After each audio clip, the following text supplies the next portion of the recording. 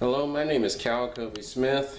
I'm a graduate of history at Florida A&M University. I graduated back in 2021, and this will be the first episode of my history channel with Master Mojo. That's me. And I'm certified to tell you that this will be 100% facts. Hope you enjoy it. Hey yo, it's Master Mojo, and today is the 4th of July, and it is the 246th anniversary of our nation's independence from Great Britain. See, Independence Day, 4th of July, is more than just grilling out fireworks and just having a good time. There's a deeper meaning to it, and Master Mojo is going to give you a rundown of what the 4th of July is all about. July 4th, 1776, when our forefathers, George Washington, Ben Franklin, Thomas Jefferson, and James Madison, formed a Continental Congress and signed the Declaration of Independence, with Thomas Jefferson being the author of it, as well as the U.S. Constitution, which made us a full-fledged country, away from British control, which was ran by King George III. But before that, around 1770 was the Boston Massacre, one of the bloodiest massacres in history, which involved colonists, which comprised of the 13 colonies, who were protesting taxes. It was just a riot. Redcoats, which is what the British soldiers were called, were just harassing people left and right, and that's what caused the colonists to start throwing rocks, sticks, anything they could find on the ground, and throw it at the soldiers. And because of this, the redcoats fired at them with muskets. One of the protesters, Crispus Attucks, which was a 6'5" black man, his background is a bit obscure. It's not proven whether he was a slave or a free man, but because of his size and appearance and being really the only black male there, he was one of the first ones to die. And because of this really sparked a revolution. And come 1773 is when the revolution really came forward. This is when colonists had to deal with, if you think taxes today was bad, British taxes were about triple the amount back then, and we're talking 1700s, so all they had were coins and a little extra stuff as well. This involved the redcoats coming into people's homes demanding food and shelter whenever they want, without a written notice, without any verbal message whatsoever, as well as the taxes for tea, being Great Britain's main product. They were charging triple the amount which they paid in pounds to the colonists. So to protest taxes, colonists grabbed about a dozen crates of tea and dumped it into the Boston Harbor, which we now call the Boston Tea Party. This led to outrage from King George, and this is what led to the Continental Congress forming. So come around 1774 up until 1776 is when it was an all-out war between the American colonists and the British Army. And the thing is, the British had King George III as their main leader, whereas we were just a fledgling, soon-to-be country. We weren't even America yet. It was just the 13 colonies. Sure, we created our flag. It was a big circle of 13 stars. That was the original American flag. But our leader of the Continental Army was George Washington, the man who would soon become our very first president, who was known for his deceptive tactical skills, staying calm under pressure, and just being a real true leader, which is what led him to be voted as our most revered leader. We also had to deal with the infamous traitor Benedict Arnold, who defected from the Continental Army and went to the British side, and he gave the British all of America's secrets, battle plans, just, the most famous traitor in American history, which is why the term Benedict Arnold came to be.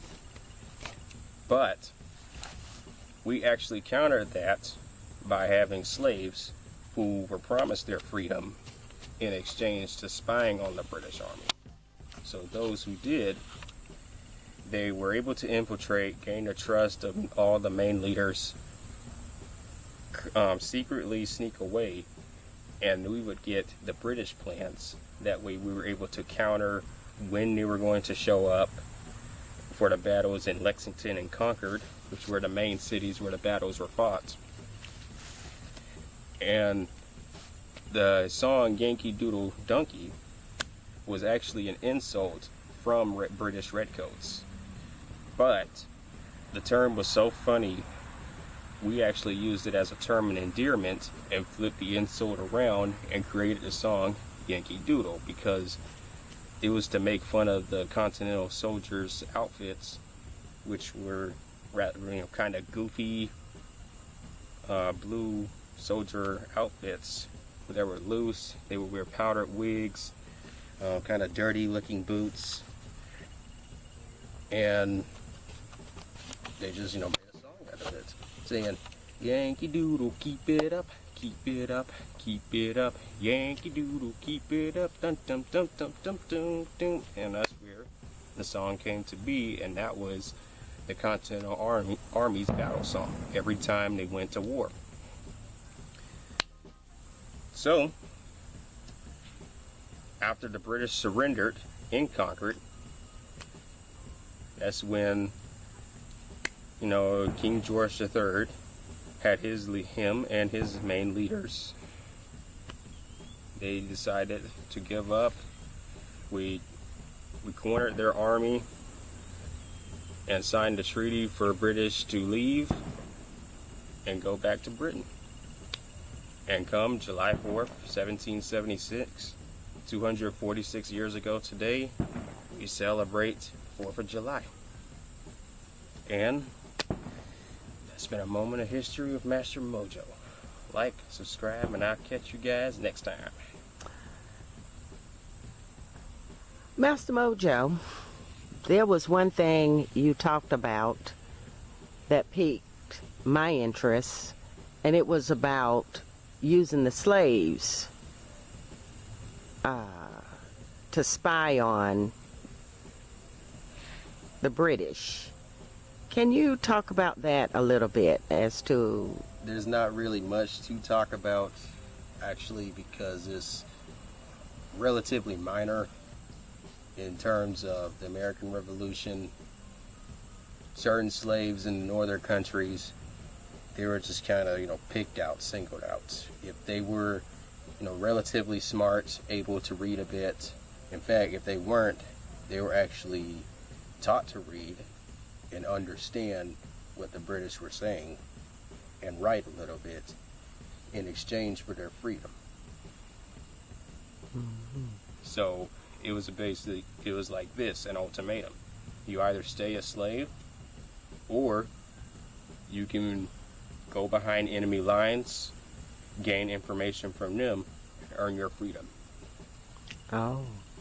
So pretty much the slaves were used. Yes, they were used, and they were seen as expendable because this is the 1700s, when slavery was at large before the Civil War even existed. This was over 100 years before the Civil Rights Act happened, before Abraham Lincoln freed the slaves. Slavery was extreme during this time. So the offer for freedom was extremely rare. So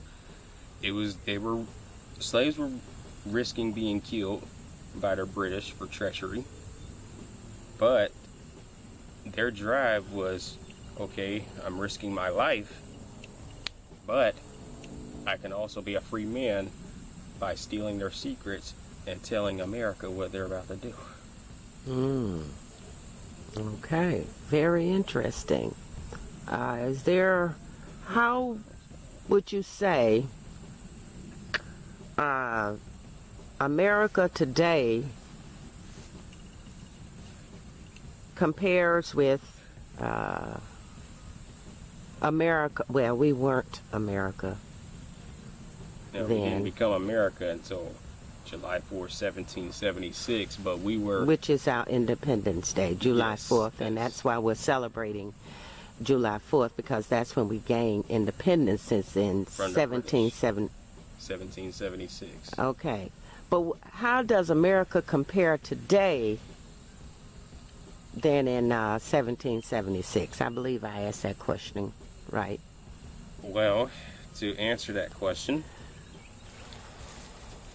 we're a lot more divided than when we were almost 300 years ago, because this is when 1776, and before then, people from all over the 13 colonies banded together and had a common goal. We want freedom from the British. We don't want to deal with their king or their taxes anymore. So let's band together, united, which the term United States came from. We became one, not as individuals. And compared today, America right now is divided, has its own sections, political agendas. Everybody has their own thoughts on that. Race, we have our own, racial thoughts on each other, which I don't think we should have. I mean, sure, the slaves, they did have an important part at that, which isn't often talked about. But the thing is, America, for anyone who watches this, America isn't 50 individual states, it's a unit. Okay? America isn't just one race, it's filled with multiple races. And we're not just a bunch of individuals living in one country. We are one. We are Americans. And we need to live by that and stand together and not be so divided. It's not the divided states, it's the United States. Like what do you call them? Our not presidents or kings, but what do you call them? Our forefathers. Our forefathers, they saw, a would-be nation. They worked together. They were our very first leaders. That's why we see Benjamin Franklin on the $100 bill, George Washington, our first president, on the quarter and $1 bill, Thomas Jefferson on the very rare $2 bill and the nickel. So, and James Madison on the coin dollar. They earned those positions because they saw something that the British didn't see, and the British, they were arrogant and underestimated us, and we defied their expectations and sent them packing back to Europe, and they have tried to defy us ever since.